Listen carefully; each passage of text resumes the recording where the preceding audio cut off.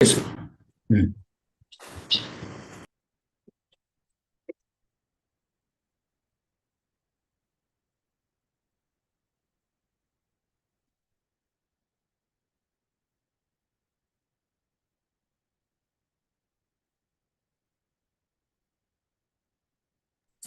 Sir mic sir.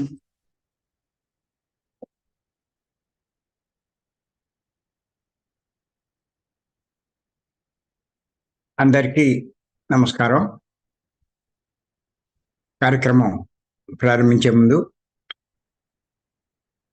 గురువు గారు బ్రహ్మర్షి పత్రి గారికి ఒక్కసారి మనం ధన్యవాదాలు చెప్పుకున్నాం.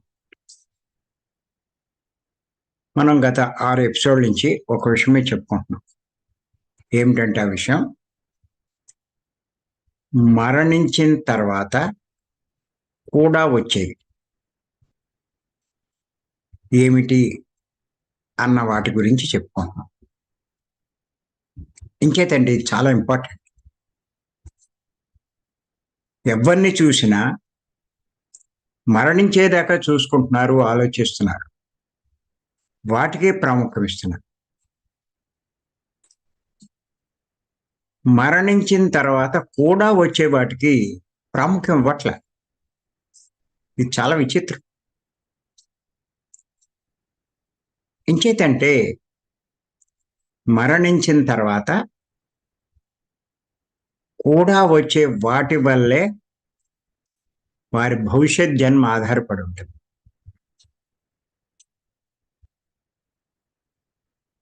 ఈ జన్మ గురించి బాధపడతారు కానీ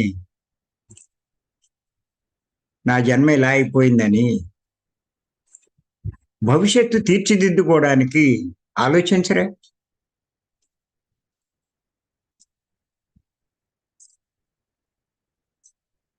ఈ జన్మేం శాశ్వతం కాదు. ఇప్పుడు ఉన్న వాళ్ళు ఎవరూ పర్మనెంట్ కాదు, కొంతకాలమే. నీకు ఇది నచ్చనప్పుడు నీకు నచ్చే విధమైనటువంటి జన్మ కావాలి అంటే ఆ కూడా వచ్చే వాటిని తెలుసుకుని వాటిని మీద అవగాహన పెంచుకొని దానికి అనుగుణంగా వాటిని సరి చేసుకుంటే నీ భవిష్యత్ జన్మ ఎంతో వైభవంగా ఉంటుంది.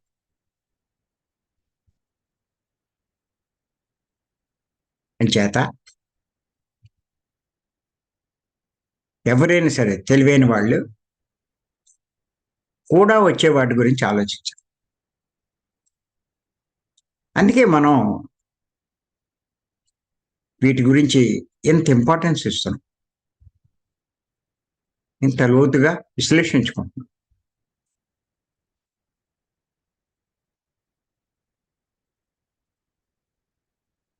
మనం చెప్పుకున్నాం ఇంతకుముందు ఎపిసోడ్లో, కూడా వచ్చేవి వాసనలు, అంటే ఆసక్తులు కానీ ఇష్టాలు కానీ.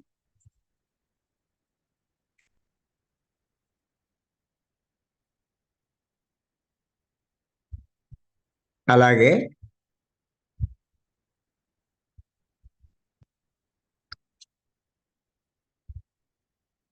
సంస్కారాలు అంటే అలవాట్లు, కర్మలు, జ్ఞానం, ఇవి మనం చెప్పుకున్నాం. వాటి గురించి మాట్లాడుకున్నాం. ఇప్పుడు కర్మల గురించి చెప్పుకుంటున్నాం. ఈ కర్మల గురించి ప్రతి ఒక్కరికి అవగాహన ఉండాలి, చాలా ఇంపార్టెంట్. ఇప్పుడు చేసే ఈ జన్మలో చేసే కర్మలే నీ భవిష్యత్తును తీర్చిదిద్దుతాయి. అంచేత ఈ కర్మల్లో ఎన్ని రకాలు, ఎలాంటి కర్మలు చెయ్యాలి,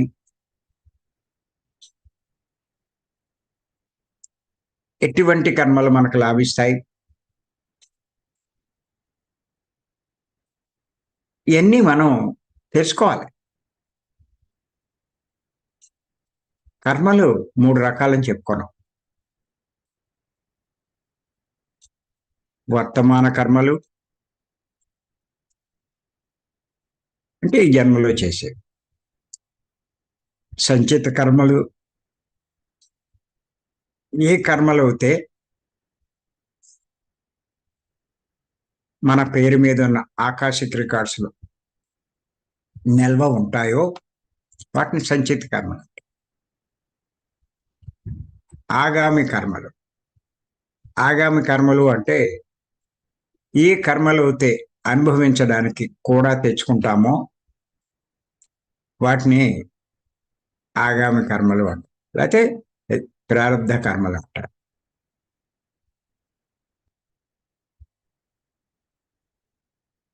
అలా మానవుడు చేసే కర్మలు 3 రకాలుగా ఉంటాయి.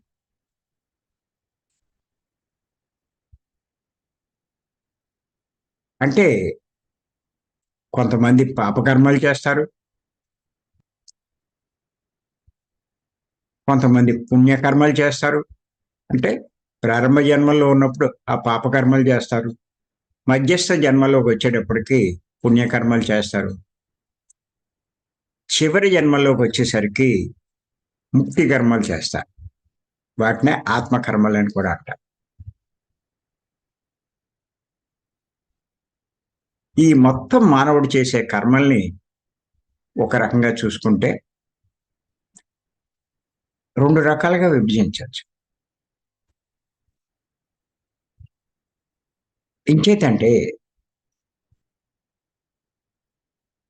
అందరికీ తెలిసింది ఏంటంటే పాపకర్మలు, పుణ్యకర్మలు తెలుసు. కానీ ఈ ముక్తి కర్మల గురించి ఎవరైతే ఈ ధ్యాన మార్గంలోకి వస్తారో, జ్ఞాన మార్గంలోకి వస్తారో వాళ్ళకే తెలుస్తుంది. ఈ తేడా తెలియదు లేకపోతే. అలాగే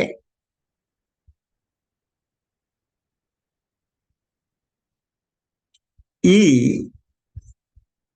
కర్మల్ని 2 రకాలుగా ఉంటాయి. అవి దేహ కర్మలు, ఆత్మ కర్మలు. ఈ కన్‌ఫ్యూజన్ అవుతున్నారనే మళ్ళా చెప్పాల్సి వస్తుంది. ఈ దేహ కర్మల్లో అంటే శరీరానికి లాభించేవి. ఆత్మ కర్మలు అంటే ఆత్మకు లాభించేవి. రెండిట్లో కూడా పాపకర్మలు ఉన్నాయి, పుణ్యకర్మలు ఉన్నాయి. అయన్నీ మనం చెప్పుకున్నాం.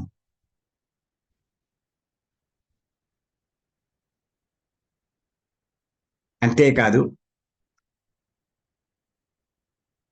భగవద్గీతలో ఏం చెప్పబడిందంటే కర్మ అంటే ఏంటి? అకర్మ అంటే ఏంటి? అది తెలుసుకోమన్నారు శ్రీకృష్ణ భగవాన్. అది కూడా చాలా మందికి తెలీదు కాబట్టి అది తెలుసుకోమన్నారు.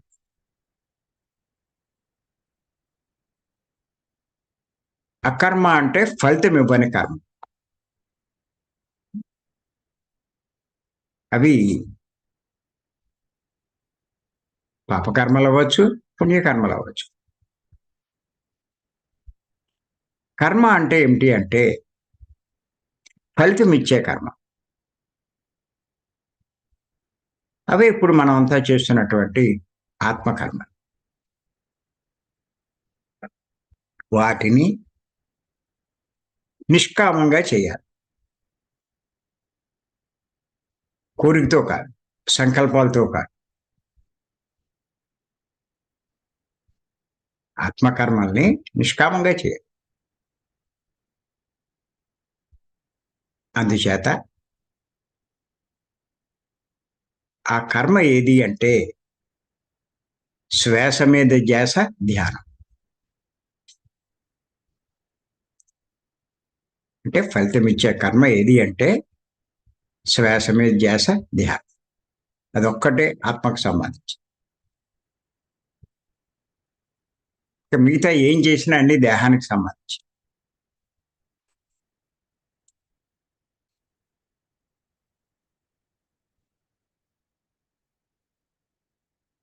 చేత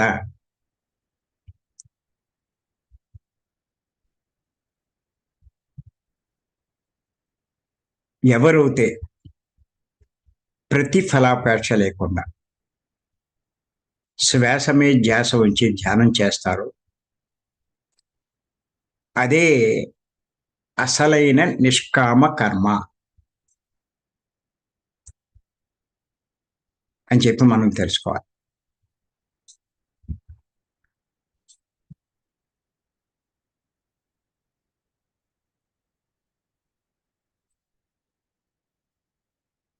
దీన్నే ఓషో ఆయన ఏమన్నారంటే,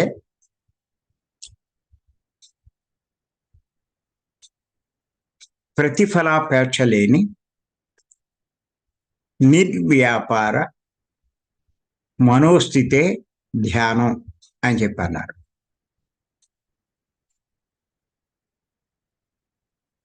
ప్రతిఫలాపేక్ష లేని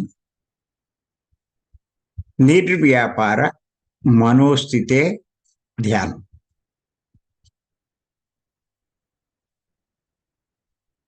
నిర్వ్యాపార అంటే ఏమీ చేయకుండా, అంటే ఆలోచనలు లేకుండా ఉండే మనోస్థితినే ధ్యానం అంటారని చెప్పి ఆయన చెప్పారు. అది కూడా ప్రతిఫలం ఆశిస్తే అది ధ్యానం అని అవ్వదు అని చెప్పి ఆయన చెప్పడం జరిగింది. ఇటువంటి ధ్యానమే మోక్షానికి దారితీస్తుంది.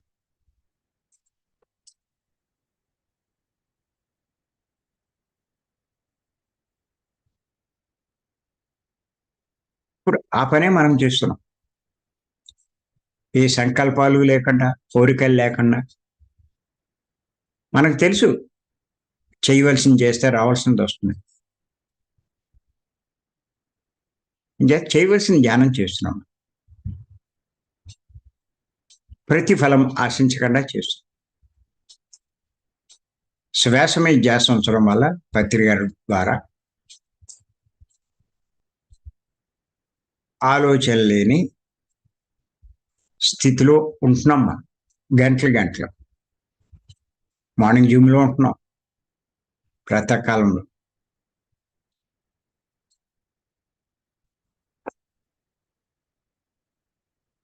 అలాగే భీమవరం క్లాసులో కూడా గంటలు కూర్చుంటాం.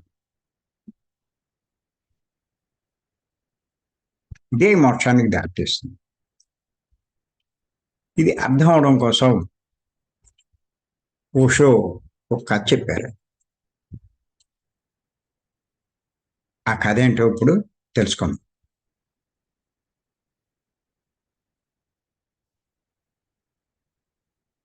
ఒక వ్యక్తి మోక్షం పొందడం కోసం రకరకాల ప్రయత్నాలు చేస్తున్నాడు. ఎంతోమంది కలుస్తున్నాడు, చేస్తున్నాడు. అప్పుడు అతనికి ఎవరో ఒక ఆయన ఏమన్నారంటే, హిమాలయాల్లో గురువు ఉన్నారు, నువ్వు కనుక ఆయన కలుసుకోగలిగితే తేలిగ్గా నీ కోరిక నెరవేరుతుందని చెప్పారు. వెంటనే అతను ఆశతోటి తన ఆస్తి అంతా అమ్మేసి హిమాలయాలకు వెళ్ళాడు. ఆ హిమాలయాలంటే తక్కువ ఉంటాయా? అలా తిరగ్గా ఎన్నో ప్రదేశాలు తిరిగా వాడి దగ్గర ఉన్న సొమ్మంతా అయిపోయింది. అయినా వాడికి ఆ గురువు కనిపించలే. అలా తిరుగుతుంటే ఎవరో చెప్పారు అతనికి, ఈ హిమాలయాల్లో ఫలానా ప్రదేశంలో ఒక ముసలాయన ఉండేవాడు, ఆయన చాలా శక్తిమంతుడు, మహిమలు ఉన్నవాడు, బహుశా నువ్వు వెతికేది ఆయన కోసమే అయి ఉంటుంది, వెళ్ళి చూడు అని చెప్పారు.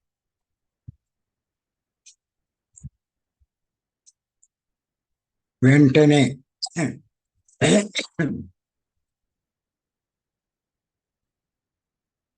ఆ వ్యక్తి ఆశతోటి ఆ ప్రాంతానికి వెళ్ళి వెతికాడు. కానీ అతనికి ఆయన కనపడలేదు. వాడి దగ్గర ఉన్న ఆహారం అయిపోయింది, తినటానికి ఏమీ లేదు. శరీరంలో ఉన్న శక్తి కూడా క్షీణించిపోయింది. నడవలేక కింద పడిపోయాడు.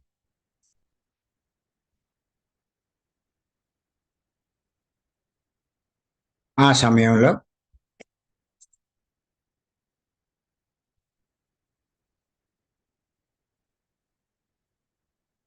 అలా నిరాశ పొందిన సమయంలో కొంచెం దూరంలో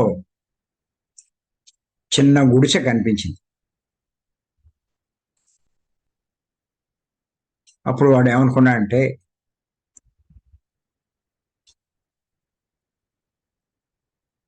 నేను వెతికే గురువు గారు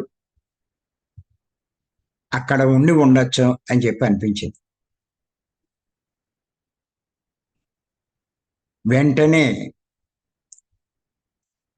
వాడు నడవలేకపోయినా పాక్కుంటూ ఆ గుడిసెను సమీపించాడు.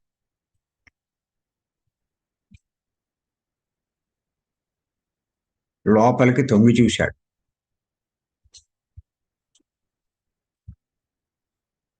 లోపల ఎవ్వరూ కనిపించరు. ఆ క్షణంలో అతనిలో ఉన్న ఆశలన్నీ నశించాయి.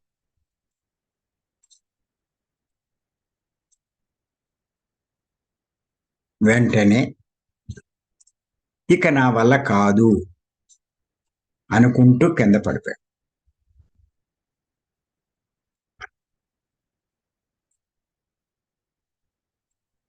కొద్దిసేపటికి ఏదో చప్పుడు వినిపించింది. ఎవరో ముసలి వ్యక్తి కంఠం వినిపించింది.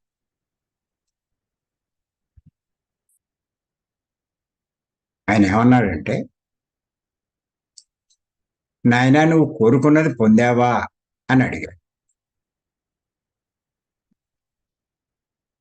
అప్పుడు ఈ వ్యక్తి అన్నాడు. తర్వాత ఆ మాట్లాడిన వ్యక్తి కనిపించలేదు. మరి ఆ క్షణంలో ఏం జరిగింది? ఆ క్షణంలో ఎవరు ఆ పాకలో కనిపించకపోయేసరికి వాడిలోని ఆశలన్నీ అడిగంటాయి, కోరికలన్నీ పోయాయి. మనసు ఏమీ కోరలేదు. అతనిలో ఏ భావాలు లేవు. అన్ని ఆశలతో పాటు మోక్షం పొందగలనన్న ఆశ కూడా పోయింది.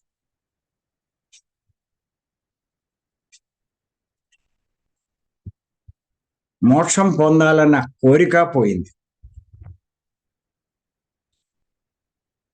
ఆ క్షణంలో అతనికి జ్ఞానోదయమైంది. అతని మనసు ఒక్కసారిగా శూన్యమైంది. వెంటనే అతనెవరో అతను తెలుసుకున్నాడు. అతను కోరుకున్నది పొందాడు. అంతులేని ఆనందానుభూతిని పొందాడు.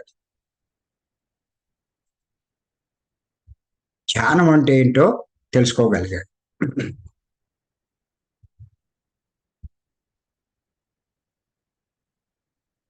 అంటే ఇక్కడ మనకి ఏం తెలుస్తుంది అంటే, వాడు అప్పటిదాకా ఇంత కష్టపడ్డాడు, మోక్షం పొందాలనే కోరికతో కష్టపడ్డాడు. కానీ ఆ ఆశ నిరాశ అయ్యేసరికి అది కూడా వదిలేశాడు. ఆ చివరి కోరిక అది కూడా వదిలేసేసరికి వాడికి ఒక్కసారి జ్ఞానోదయం అయింది.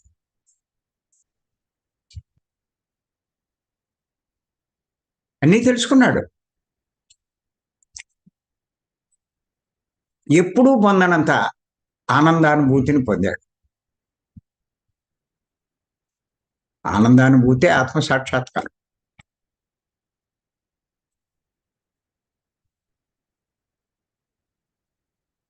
మరి ఓషో చెప్పినటువంటి కథను బట్టి మనకేమర్థమవుతుందంటే, ప్రతిఫలాపేక్ష లేకుండా చేసే ధ్యానమే అసలైన నిష్కామ కర్మ. శ్రీకృష్ణ భగవాన్ చెప్పేటువంటి నిష్కామ కర్మ అంటే ప్రతిఫలం ఆశించకుండా చేసేటువంటి ధ్యానమే అని మనకు అర్థమవుతుంది. అంచేత ఎవరైనా సరే ప్రతిఫలాపేక్ష లేకుండా ధ్యానాన్ని చేయాలి అని సంగతి తెలుసుకోండి. శ్రీకృష్ణ భగవాన్ చెప్పిన నిష్కామ కర్మ అదే. దీన్నే కర్మయోగం అని కూడా అంటారు. అంచేత గుర్తుపెట్టుకోండి, మనలో ఏ ఆశలు ఏ కోరికలు ఉన్నా మనకు అనుకున్నటువంటి ఆ పరిపూర్ణ స్థితి మనం పొందలేం, ఆ సాక్షాత్కారం పొందలేం. ఎన్నో ఉంటాయి మనలో, మమకారాలు ఉంటాయి, కోరికలు ఉంటాయి, ఆశలు ఉంటాయి. ఇన్ని ప్రయత్నాలు చేసినా ఏది ఉన్నా మనం ఆ స్థితికి చేరుకోలేం, ఆ సాక్షాత్కారం పొందలేం.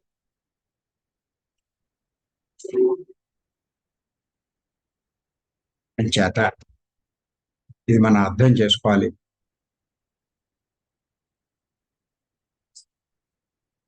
మెల్లిమెల్లిగా మనం చేసే సాధన తీవ్రతను బట్టి స్థాయికి చేరుకోవచ్చు. వాడికంటే అదృష్టవంతుడు లేడు.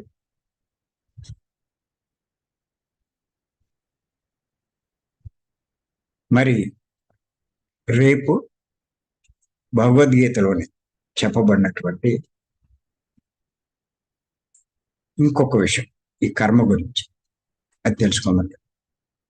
ఈ అవకాశం ఇచ్చి మీ అందరికీ నేను మరొక్కసారి ధన్యవాదాలు. Thank you.